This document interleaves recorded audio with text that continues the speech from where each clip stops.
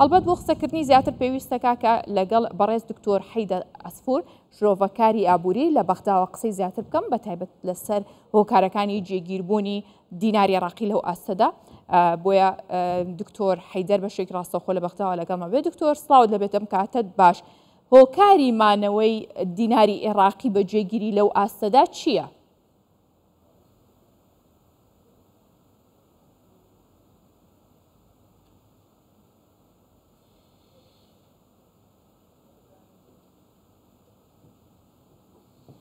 بداية تحية لكم ولمشاهديكم الكرام. الرئيس سلاو بو ايوو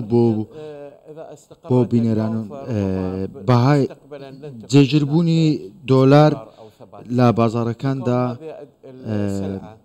اگرتو بو او بابت برسيج السياسية باشان برسيج آبوريا و كومالكو كاري ديكهان مثلا کۆمەڵێک جیاوازی سیاسیەکان کاریگەری دەخەنە سەر بەهای دۆلار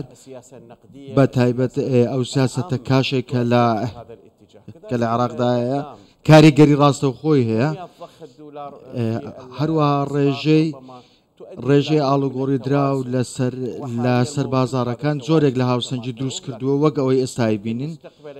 و ڕەنگە لە داهاتوودا و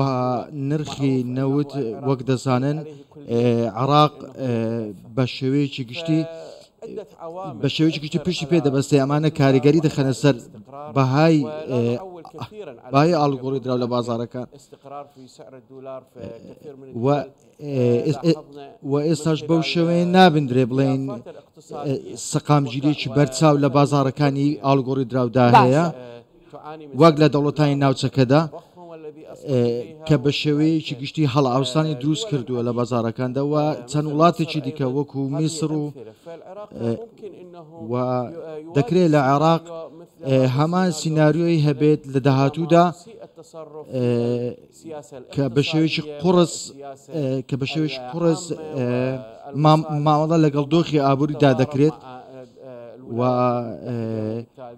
و لەلایەن ئەمریکاوە بەو شێوەیە کە مامەڵەی لەگەڵدا دەکرێت لە بازارەکان. باشە دکتۆر حەیدەر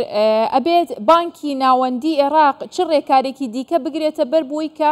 بەهای دیناری عێراقی بگەێنێتە ئەو ئاستەی کە خۆی دایناوە 132,000.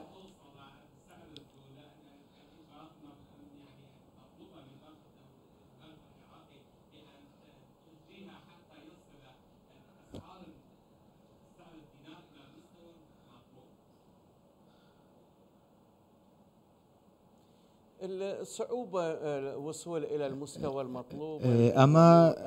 أما بابەتێکی قورسە بگات بەو ڕادەیە 132,000 ئەو ژمارەیە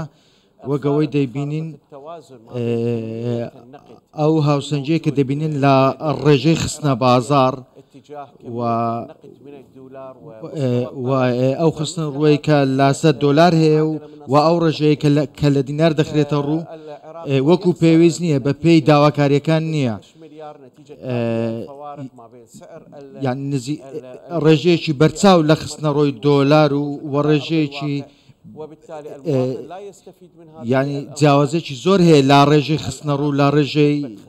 ڕێژەی خستن ڕووی دۆلار و لە ڕێژەی داواکاری وەکەوەی لەلایەن خاوەنکاران و بازرگان یعنی وەک پێویستی خاوەنکاران و بازرگان و بانکەکان بۆیە هاوسەنجەکان جۆرا و جۆرن وەک ئەوەی بەدواداچوونمان کردووە پێویستی بە لێکۆڵینەوەی زیاتر هەیە بۆ ئەوەی وەک ئەوەی کە لەلایەن پەیمانگای بەریتانیەوە چەند ئاماژەیە خراونە ڕوو حتاکو ئێستا بانکی ناوەندی عێراق نەگەیشتوتە ئەو ئاستەی کە بتوانێت ئەم ڕێژەیە لە کاش دۆلار بخاتە بازارەکانەوە بۆ هاوسەنگکردنی بازار. باشە دکتۆر حەیدەر سەبارەت بەو بانکانەی کە خراونەتە لیستی سزاکانەوە چی کاریگەریەکیانە بێت لەسەر بەهای دینار لەسەر بەهای دراو لە عێراقدا؟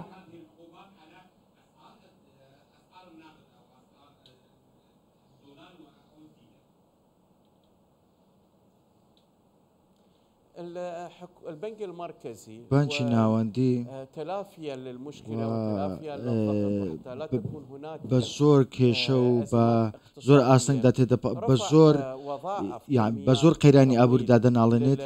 وەک پشتیوانیکردنی بانکەکان و کۆمپانیاکان و کۆمپانیاکانی ئەلف و با و جیم کە ئەوانی چەند جۆرێکن و ناتوانێت کاشی پێویست بگەینێ بە بازرگانەکان و تەنانەت ناتوانێت کۆنتترۆڵی خۆی بەسەر بازارەکاندا بکات بە شێوازێکی گشتگیر